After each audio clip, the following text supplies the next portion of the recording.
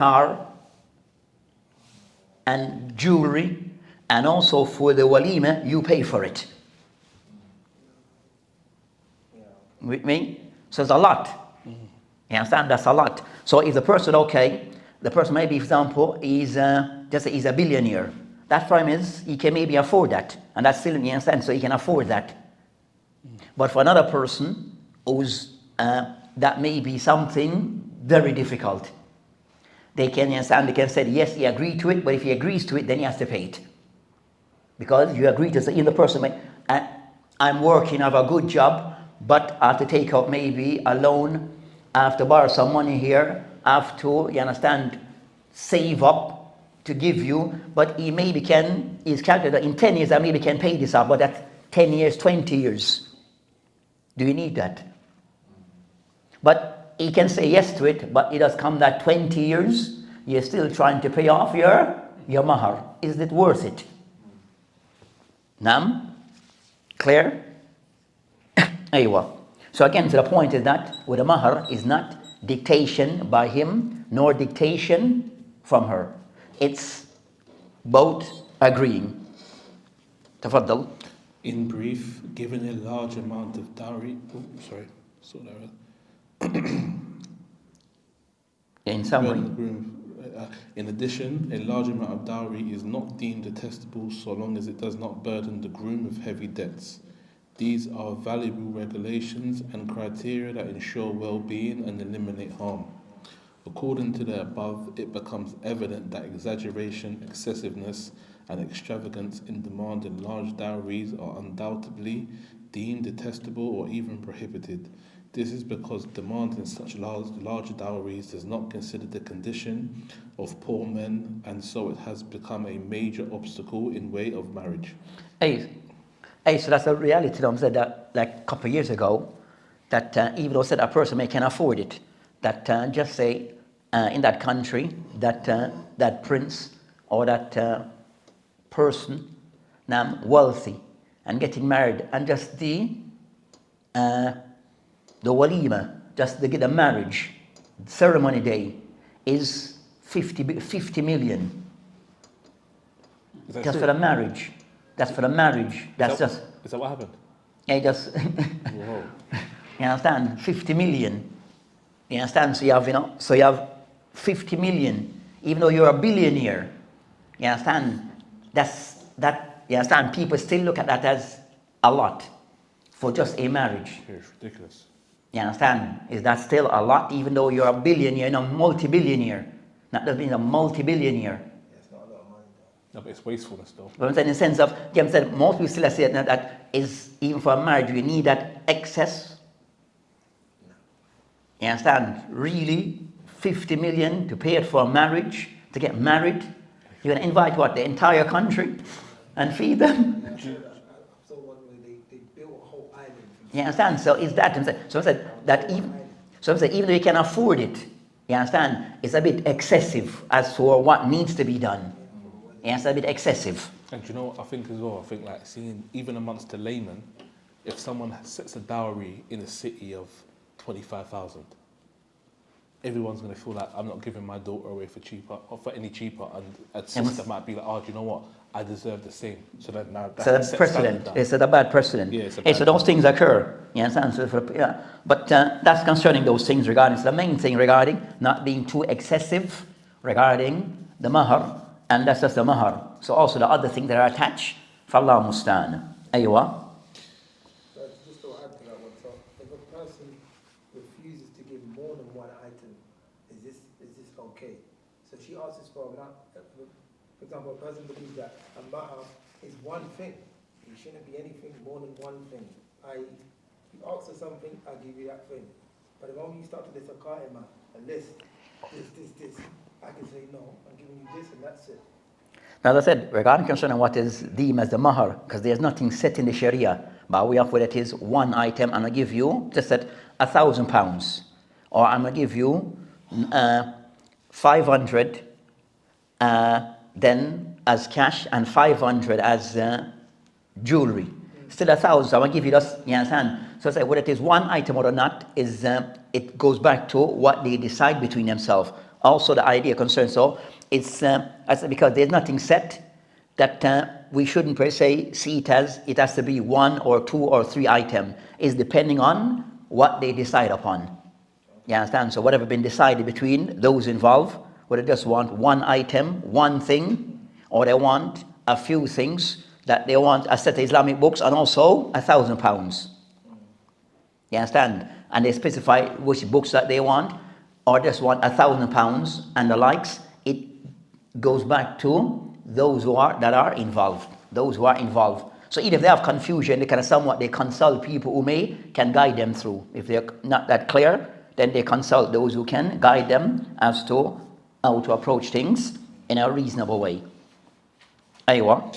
In addition, there are many other unnecessary marital expenses, such as the purchase of expensive clothes and jewelries, holding expensive wedding receptions and banquets, etc. In fact, such matters involve nothing but lavishness, extravagance, and wastefulness, as they are void of any benefit to any of the spouses. Undoubtedly, such matters are considered among the burdens, obstacles, and bad traditions that must be avoided and eliminated to clear the obstacles standing in the way of marriage. In this connection, Aisha radiallahu anha narrated that the Prophet sallallahu alaihi wasallam said, "The most blessed of women are those with less expenditure in dowries, marriage, and living, etc." Related by Ahmed, Al-Bayhaqi, Al-Hakim, and others. In that hadith that is mentioned, so the general thing that the Shaykh is mentioning, or what is being discussed, is I think the Shaykh more discussing concerning situation occurring today. Now, and maybe before, but for what we are witnessing today, what we can witness today is that... Sorry, Shaykh, can I just put something in it? I have to get it off my chest with this one, yeah? Is that some people, they do these, they buy gold, they have a big banquet, wedding, honeymoon, they rent a car, and then after that, they say, I can't afford to go Hajj. Hey, something to me, that baffles me. Is people what they prioritize. Yeah. You got people prioritize. I said sometimes that maybe not trends that are set. Mm-hmm. You understand? So you have trends where getting married today, you can mention, it's just trends that maybe sometimes society have put in place that sometimes can be where priorities somewhat it changes and the focus changes. So a lot of stuff now regarding marriage, that there's a lot that are involved. Some of those things are a lot of things that regarding pressures and where is, I said, all this extravagance, is it needed? Is it needed? You understand? So for the ones who are getting married, the person who's young looking to get married, you understand, can they afford the banquet all? Then all the things that is involved, what have to be given, all the things involved, the mahar, like a young person who just come out of university or in university or just finished on the 28, for them to, you understand, to afford all that comes with it, it's maybe difficult. You understand? So you find in certain countries, women are somewhat delayed in getting married, men also delay in getting married because of these side things. Ala kulli hal, Allah mustaan, that the general thing I try to mention concerning takhfif al-mahar, that regarding concerning mahar, try to make it as reasonable as possible. Make it as reasonable as possible without going to extravagance regarding the mahar. Then also they mention the hadith Adam Nisa Baraka, that the women that are most blessed are the one regarding Aysirahun Mu'na, regarding the ones that the ease are the ease of the mahar.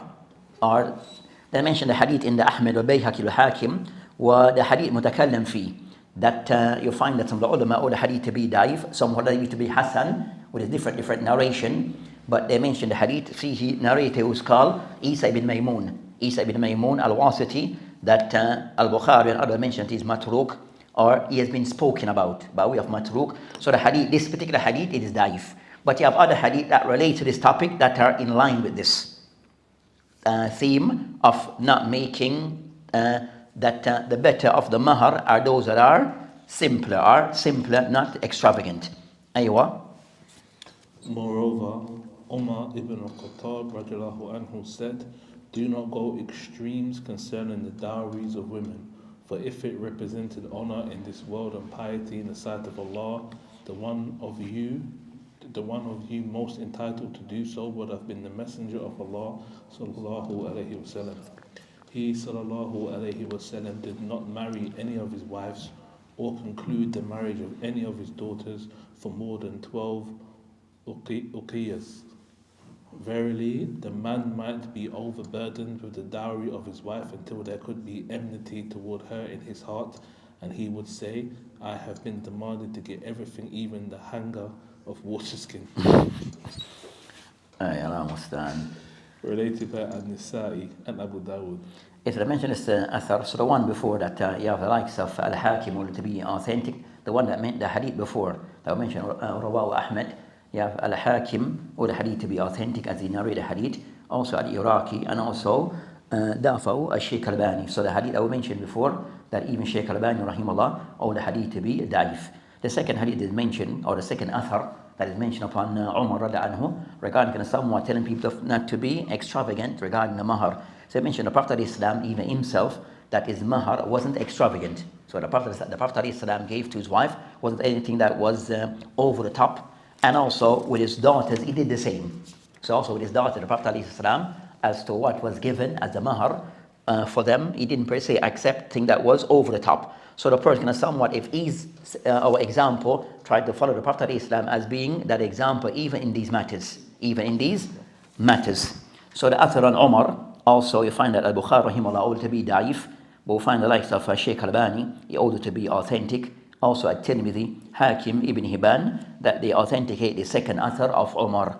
But we mentioned at Bukhari, Dafahu. Imam Bukhari rahimahullah ordered to be da'if. Aywa. In fact, extravagance in dowries may drive the husband to dislike his wife whenever he recalls the huge amount of dowry he had to give her. Therefore, the most blessed of women are those with less expenditure in dowries, marriage, living, etc.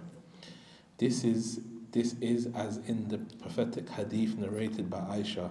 Accordingly, simplicity and easiness in dowry results in the wives being blessed and endear them to their husbands.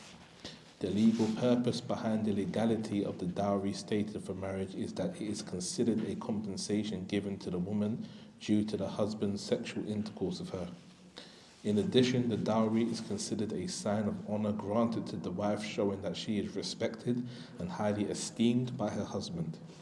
It is desirable to specify and state the amount of dowry in the marriage contract to avoid any possible dispute that might arise. So regarding concerning the mahar, that the mahar, as we mentioned, that is of those things which of the wajibat of salat. But so it's of the wajibat of salat, or not salat, sorry, nikah, not salat, sorry, nikah. So it's the wajibat of nikah, not per se of the shurut nikah. So they mentioned as for the mahar, that it is ideal, mustahab, is preferred, that it is known upon getting married. So it is somewhat already decided between the parties involved as to what is the mahar. So if any form of dispute occur later, then it's already known as to what it was, or what has already been decided. So it's preferable for it to be known before they've upon getting married. So that's the more ideal situation. Aywa. Nevertheless, it is permissible to specify and state it later, after concluding the marriage contract. For Allah exalted be He says, there is no blame upon you if you divorce women who have not touched or specified for them an obligation. Surah Baqarah, ayat 236. This verse indicates that the dowry can be deferred and stated later after the marriage. It's a meaning that if they were to get married, it wasn't upon getting married, it wasn't mentioned. But then later on they decide upon something that is still acceptable. So after getting married, they decide upon what it was. After the nikah, they decide upon after, then also that is acceptable. So where it is mentioned, if it is mentioned after nikah, then also it is still accepted as the mahar. After?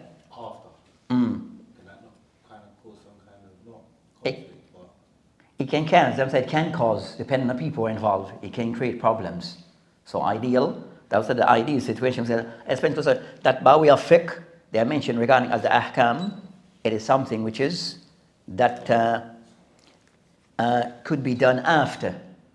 But they said that with but sometimes it can be a problem if it is mentioned after. It can be a problem. Like also in some cultures, like say the matter is fixed beforehand. Like say for example, it's agreed that it's £10,000 for example. The groom isn't going to pay a penny of that, but it only really gets called upon when it comes to them getting divorced. So that's that. Aiden said. Ideally, said that the mahar should be given without per se it is attached to divorce. But you find that's not a practice now, that you find that some will said, no, I'll give you like X amount now, and if there's a divorce, then you get an additional amount. You understand? So that's the thing that, it becomes a practice in some culture of approaching the mahar in that fashion. You understand? Which is the thing that it should be a set amount, it's not attached to divorce or not. It's about concern. The mahar, as I mentioned, the mahar is about you pay her this amount. You give is an exchange. So you have certain. So you give something and she gives back something, but it's not attached to divorce. It's about you getting married. Of those things, of the rights is she's giving something. But I said that becomes of the complication with the situations today. Aywa. Muqaddam wa mu'akhkhar, they kind of understand, give this now and this later. So those are the things that, Aywa. As regards the quality and nature of the dowry, it is obvious that whatever is permissible to be given as a price, a wage, or a rent is permissible to be offered as a dowry. Thus, a dowry can be a kind of property, a debt owed by the groom, whether it is deferred or to be paid in advance, or any specific service offered by the groom. This indicates that the dowry needs to be simplified and made obtainable in accordance with the groom's conditions and financial state, so as to make marriage attainable due to the great benefits of marriage to both individuals and communities. As I mentioned regarding concern of the mahar that he discussed, that to make kind of somewhat simple, but that as for what item it can vary. So it could be property, it could be jewelry, with a single item. It could be a plot of land, it could be a vehicle. So it could be all those things. Also, it could be, as a matter is concerned, that it could be that she has a debt. She has a debt, and he said, okay, as a mahar, I'll pay your debt. So the debt is 1,000. So the mahar is me paying off your debt, right? So that also could be a form of a mahar. It could be paid in advance, everything in one go, up front. So the entire sum or the amount could be paid up front, or it could be paid in portion by way of later, whether by way of in portion or in installments, or half up front and half later. So whatever system that have been agreed upon, then it is satisfactory. It is okay to work with or to follow. Then he mentioned that the point that he didn't discuss, that we can somewhat add to this discussion, that the matter regarding the mahar, regarding a discussion between ulama regarding giving as-sadaqa as ta'lim al-Quran. So even though it is not specifically mentioned regarding ta'lim al-Quran, that a husband say to the wife that as the mahar, I'll teach you the Quran. I'll teach you the Quran. So the ulama discuss concern that, is this per se a suitable mahar? Is this considered to be a valid mahar in the husband teaching the wife a portion of the Quran, portion of the Quran? So on this matter, they discuss, is it a valid mahar teaching the Quran to one's wife? That of which is mashhur, what is more renowned of the madhab of the Hanabila, that it is not. So you see it as that is not an acceptable mahar, teaching the Quran. So the Hanabila, in their more predominant madhab, in the madhab, that it is not an acceptable mahar, teaching the Quran, and also the madhab of the Hanafiya, and also the Malikiyya. So amongst the Hanabila, also the madhab of the Ahnaf and the Malikiyya, teaching Quran is not a valid item to be given as the mahar. So that's concerning their view on this matter. And they come to this conclusion that you have a hadith of Abu Muawiyah ضرير قال زوجنا رسول الإسلام امرأة على سورة من القرآن ثم قال. So the Prophet Islam that he married a lady and the mahar that was given was surah min al-Quran, was a surah min al-Quran. ثم قال, then the Prophet Islam said to the person, لا تكون لأحد بعدك, that this is mahar, that this is not for anyone for you after to be given as a mahar. Nam. So he said that لا تكون لأحد بعدك mahar, that this is not to be given as a mahar for anyone that comes after you, meaning it is specific to you and only you. Nam. So that's the hadith that is used, the hadith in the Sa'id bin Mansur in his Sunan, but the hadith is daif. That hadith, it is weak. The hadith, it is weak regarding that the Prophet Islam that forbid the person to do this, for anyone to do this again, which is teaching the Quran as a mahar. So that's the first opinion, that it is not allowed. The second opinion regarding the teaching of the Quran, those is yusah, that it is something which is a valid mahar. It's a valid mahar. Yusah an yakuna al mahar ta'limuha al Quran. So it is legitimate, it's valid for one to offer teaching that lady, the wife, the Quran as the mahar. That it is something which is a valid thing. So the mention regarding concern, that's the matter of the Shafi'iyah. The matter of the Shafi'iyah. So that, and also Riwayah and Ahmed. Riwayah and Ahmed.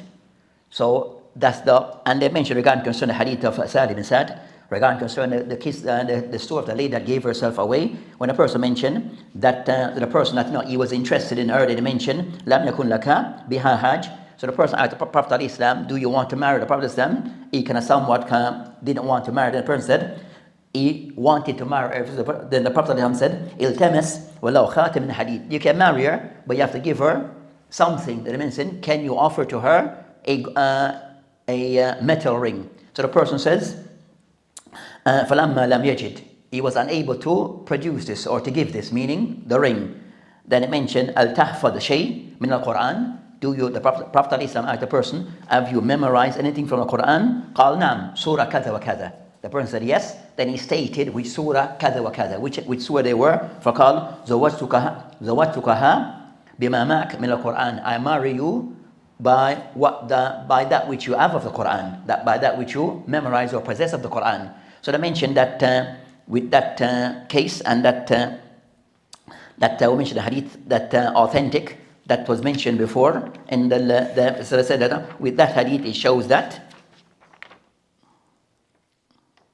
it is something which is allowed. It's something which is allowed. So they mentioned that the Prophet Islam, he allowed it and gave, but the ulama mentioned, so it is something which is allowed, but it is usually that it's like a last resort. As the Prophet mentioned, he mentioned iltamas walau khatam min hadid. First thing that he put to the person, that do you have anything to give her like as a ring? And the person says, lamma waj'a ajid, I did not find it. And he said, lamma lam ajid, I did not find such. And then he mentioned hal tahfaz shay min al-Quran, have you memorized anything from the Quran? So that was we said not something that came as a last resort, but it became valid. So I did a person, so it became valid based upon that person's situation. I mentioned that it can be done as the mahar that is given with a person where to specify the surah and it be taught. So that's concerning, and that's Allahu A'lam, that's the more correct view based upon the hadith that is used by the others, that it is weak. The hadith is weak. Then they mentioned also the concern that that the Quran, teaching the Quran, that this is a profession and a skill, and it's about teaching.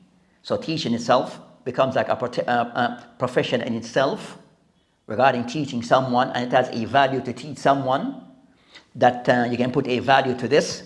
And also they will say that by extension, they mentioned that the person teaching anything other than Quran can also be used. So it may not be Quran. So for example, you want to marry a lady, she already knows Quran, but she doesn't know English. She's not good at science. And she wants to do a test. Or she wants to do her English test. So you want to be her teacher, rather than send her to a tutor, to an institution. He said, I will teach you because I'm good at this, I can do that. So the person can use teaching her as the mahar English. And it's a valid mahar. Because you can put a value to it. It can be put a cost and a value to teaching of the Quran. As I said, anything that of benefit that can be taught and is halal, then it can be used. It can be used. So I mentioned that no, even so, teaching of any skill, then also those things also that a teacher ought to sow. I'll teach you how to drive.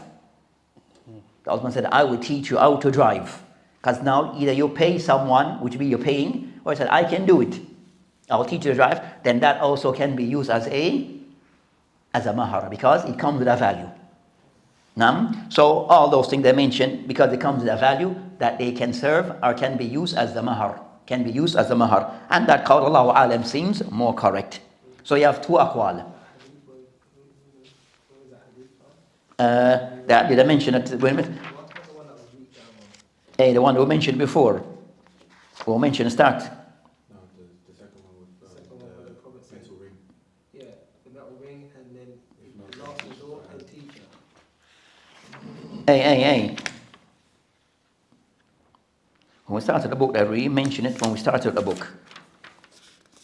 It was the latter. Okay. It never said teacher. This one didn't. No, not in the book. I'm talking about in Omar's book that he's reading. Hey, hadith in the Bukhari. Hadith in Bukhari. Hey.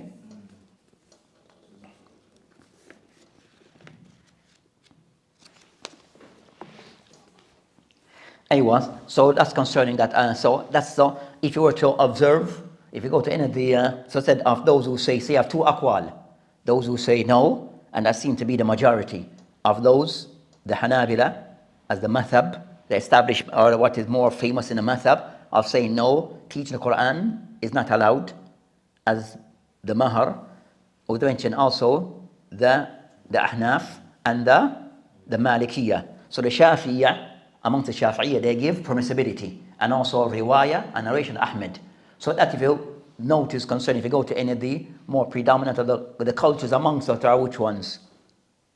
In our society, around us. Asians. You understand? That you never see them do that. Give the Quran as the mahar. They don't do that. They don't do that per se. They won't become more predominant in, if you said, if anyone will do it more, that Far East Asia, that's a Muslim practice. Indonesia. yeah, those places may do it because they're Shafi.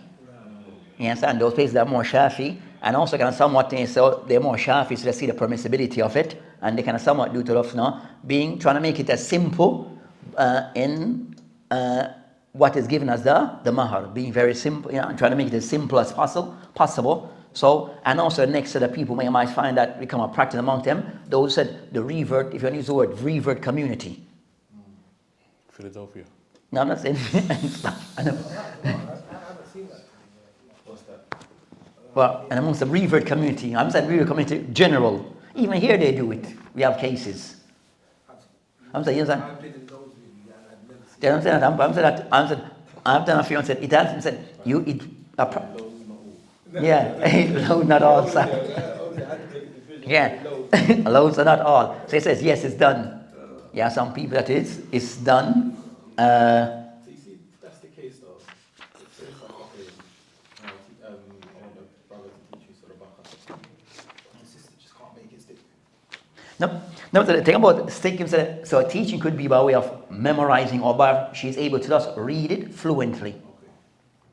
You understand? That degree needs to be stated as well. So that means we understand. So the here either that she memorize of what she can, but at least she's able to read it fluently in this case, because the other is more so maybe helping her to memorize. You understand? To memorize. Aywa. And so we move on, inshallah. That's concerning that particular case that was not mentioned specifically because it does occur. We kind of somewhat highlight it. Tafaddal. Some important issues relating to dowry. First, the dowry belongs to the woman, and the guardian does not have the right to claim it except for what she willingly permits him to take.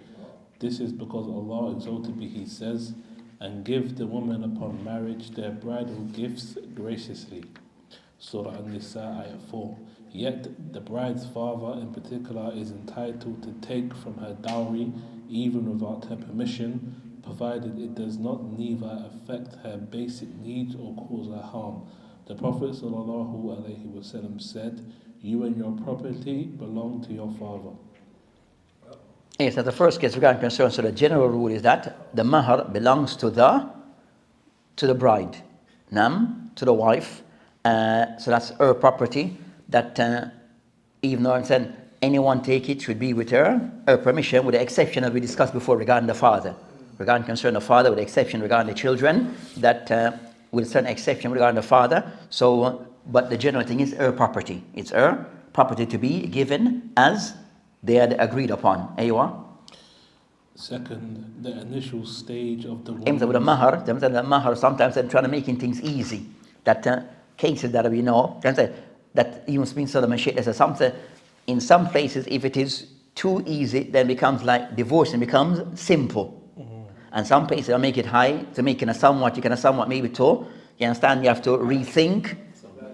You understand? To keep, you understand? You have to rethink jumping out. So I said the case. They said you haven't been all the cases, just some. So you have a case where a person without men, you understand, that got married, and the mahar that they gave was £2. £2 British pounds in a bag. You know, look at small coin bags, £2. You understand? She took it, she accepted. You understand? But I'll be the person, he said, but weeks after, months after, few months after, she wanted to end the marriage and she gave him back the 2 exact pounds she received in the same bag. She kept it as it was. You understand? Because sometimes that at times it may be seen that, you don't really, you give £2 or you can maybe afford more. You may say that, you don't value that person. You understand? And maybe the person, when they see you gave £2, they didn't value you also, so they kept it for what it is. And a few weeks after, they said, take it back, and I give you exactly what you gave me. So, everything, Allah mustan. Aywa. Second, the initial stage of the woman's possession of her dowry begins with the conclusion of the marriage contract, the same as in selling. However, her complete possession of it becomes due by the consummation of the marriage, i.e. the husband's having sexual intercourse with her, the husband staying privately with her, or by the death of any of them. Third, if the So that's the case regarding concern that the woman that she deserves enough mahar, right? So she deserves enough the mahar by way of him, either after intimacy, then she deserving the full amount. Then I mentioned regarding concerning al-khalwa. So if the khalwa, they will explain regarding what that involves. Third, if the husband divorces her before consummating the marriage, i.e. copulating with her or staying privately with her, and he has specified a dowry for her, then she is entitled to get half the dowry. This is because Allah exalted be He says, and if you divorce them before you have touched them and you have already specified for them an obligation, give them half of what you specified. Surah Baqarah, Ayat 237. So in case of divorce, both of them are entitled to get half of the specified dowry. In addition, it is permissible for any of them to give up her eligible half willingly to the other while being in full possession of it. For Allah exalted be He says, unless they forego the right or the one in whose hand is the marriage contract forgoes it. Surah Baqarah, Ayat 237. Further, Allah exalted be He shows the virtue and desirability of such act, saying, and to forego it is nearer to righteousness, and do not forget graciousness between you. Surah Baqarah, Ayat 237. Thus Allah exalted be He commands each of the separated couple to maintain graciousness through giving up willingly her right of half of the dowry to the other. This is a divine instruction for both divorced couple to forget any hard feelings between them and to show tolerance towards each other due to the sacred relationship that once united them. Fourth, all that is taken by the wife's father or brother from the husband, such as clothes and the like, is regarded as part of the dowry. In that matter, they mention a fourth point regarding that كل ما قبضت بسبب النكاح ككسوة لأبيها أو أخيها فهو من المهر. That discussion regarding concern us to know that everything that you give, that's what I said before, you understand, as the other additional stuff, is that considered to be a part of the mahar. So it's considered to be gifts. Now it's not stipulated. So the man wants to give things to her brother, to her father, I'm going to suit them out, or give them this or that. Is that considered to be a part of the mahar? Or that's just gifts? Now, according to what the Shaykh has mentioned, that all those things are given to, it could be to the father, to the brother, to the mother, to the family, that they're considered to be a part of the mahar. So that to be, you understand, so to be looked into regarding that matter. Because in some culture, the concern that you have the mahar that is given to the woman, but also you have to give the male members their little portion on the side. But that portion on the side is actually a part of the mahar. You understand? So they may see it as her mahar, for example, is 10 grand. That's what you and her decide. But then you give her 10 grand, but you have to give 2 grand to the male, to the men, and they will share it between themselves. So either if that 2 grand is it part of the mahar, if it's part of the mahar, you get how many? 8. So you will decide that okay, it's going to be 10 as the mahar. That 2 that you give to the wali and overalls, is that separate from the mahar or included in the mahar? So according to what the Shaykh is saying here, it could be included in the mahar, what is given to those others. So something to be looked into, Aywa.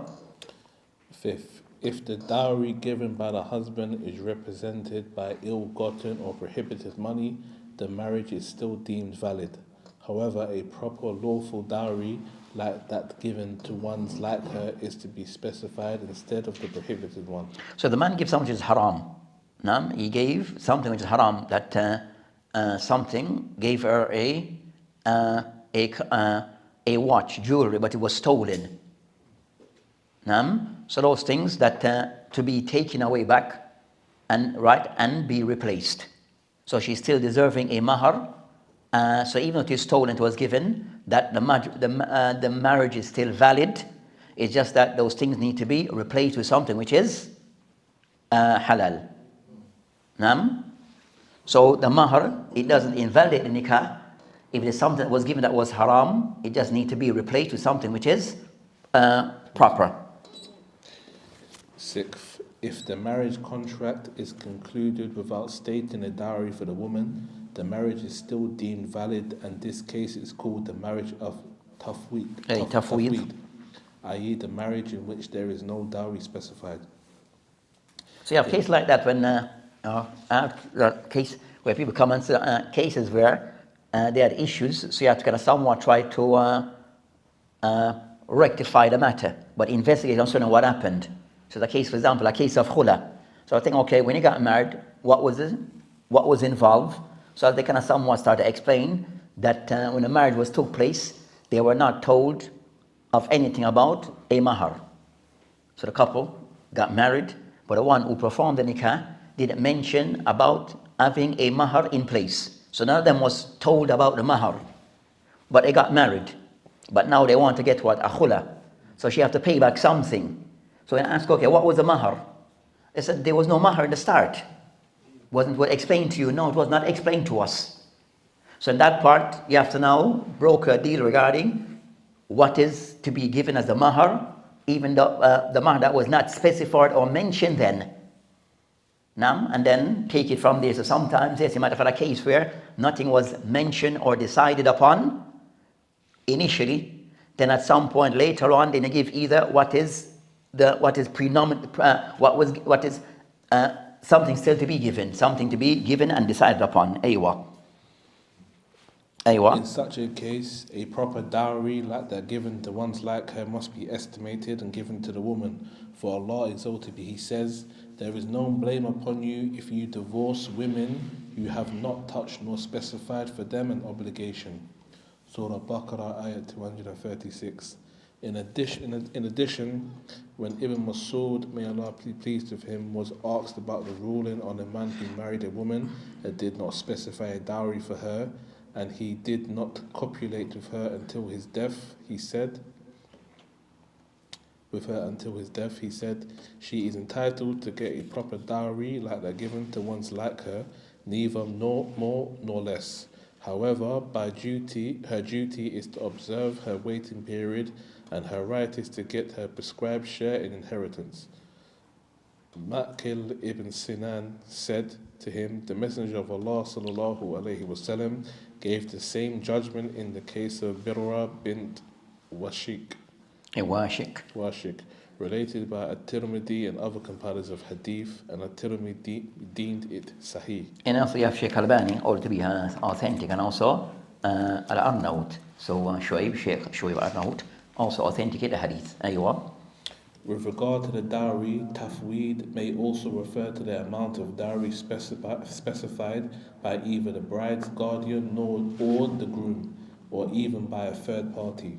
In such a case, the marriage contract is deemed valid, and if there is a disagreement concerning the amount of dowry, the woman is to be given a dowry like that given to ones like her, estimated by the judge, arbitrator, or the one in authority. The judge is to estimate this and specify for her a dowry similar to that given to her relatives who have similar qualities to hers, such as her mother or her maternal or paternal aunt. That is to say, the judge is to consider those who are similar to the woman among her relatives with regard to wealth, beauty, reason, manners, age, and virginity, or being previously married, etc. If the woman does not have any relatives, she is to be given a dowry like that given to ones like her in her town. Yes, that's concerning. If there was nothing set regarding what was the mahar, and then something needs to be put in place as to what the mahar is, then to decide that, then to look concerning that what is predominantly given, or see what was the common amount or thing giving to those of our family members, or aunts or sister or mother, those in our household. Then if there's also still difficult to see, then the judge can decide that the judge can decide by looking at factors. At times may vary from one person, her beauty, her age, whether she's married before, not married before, her level of maturity. So all those things sometimes can are used to help decide as what's a suitable mahar for such a case. Aywa. In this connection, if the husband divorces his wife before consummating the marriage, i.e. copulating with her, she is entitled to receive a special compensation whose value is dependent on the husband's financial state. Allah exalted be, He says, there is no blame upon you if you divorce women you have not touched nor specified for them an obligation, but give them a gift of compensation, the wealthy according to his capability, and the poor according to his capability, a provision according to what is acceptable, a duty upon the doers of good. Surah Baqarah, ayat 236. The divine command in the aforementioned verse indicates the obligation of giving the divorced woman compensation in such a case, and shows that fulfilling such an obligation is among the good righteous deeds. Back to the issue of unspecified dowries, if the separation occurs due to the death of any of the two spouses before the consummation of the marriage, a dowry like that given to ones like the wife is to be stated and inherited by the other spouse, i.e. the one who is alive. This is because the non-specification of dowry does not affect the validity of marriage. This opinion is supported by the above-mentioned judgment delivered by Ibn Masud. On the other hand, if the marriage is consummated or the spouses have stayed privately together, the wife is entitled to receive a dowry like that given to ones like her. This is supported by the opinion of Imam Ahmed as well as other judgments issued by rightly guided caliphs in which they judge that if the door of a room where the married couple are is closed or a screen is lowered, i.e. marriage is deemed consummated, then the dowry must be paid.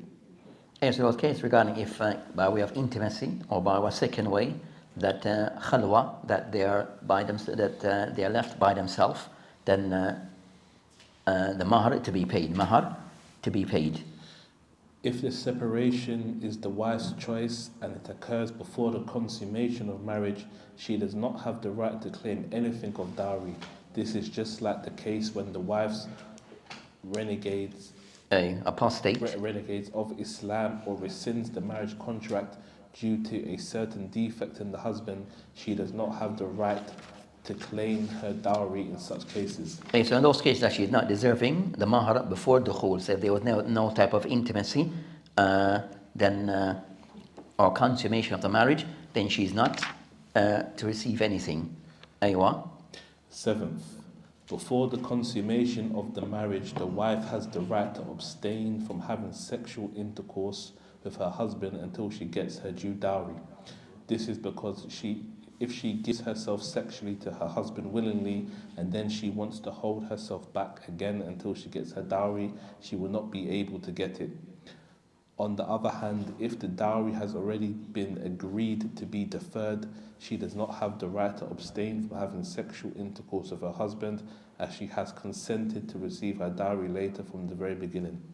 Likewise, the wife is not entitled to abstain from having sexual intercourse with her husband until she gets her dowry if she has already had sexual intercourse with him.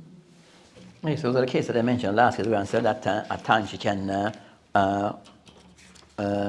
withdraw herself from other intimacy if the mahar was somewhat not paid but was agreed upon to be paid. So they agree that he will pay it immediate and is be delaying, then she can abstain from having intimacy with him. But if it was agreed that be paid later, then that intimacy should not be should be refused. You should not refuse intimacy if the mahar was agreed upon to be paid later. So those are what the Sheikh Hafidh, that's the end of it. Okay, but let me read the footnotes because there's some important things. There's footnotes. The end notes. Number 2, a dirham of silver equals 2.975 grams of silver. And uqiyya equals 40 dirhams of silver, i.e. 119 grams of silver, as a dirham of silver equals 2.975 grams of silver. Okay. Yes, the hadith, yeah, that's those. So that's concerning those masail that we discussed regarding ahkam al-sadaqa. So we'll cover most of what the Sheikh have mentioned here. So inshallah ta'ala, in next week we'll pick up to the next matter, which is of those things regarding al-walima. So the next matter will be al-walima. Aywa.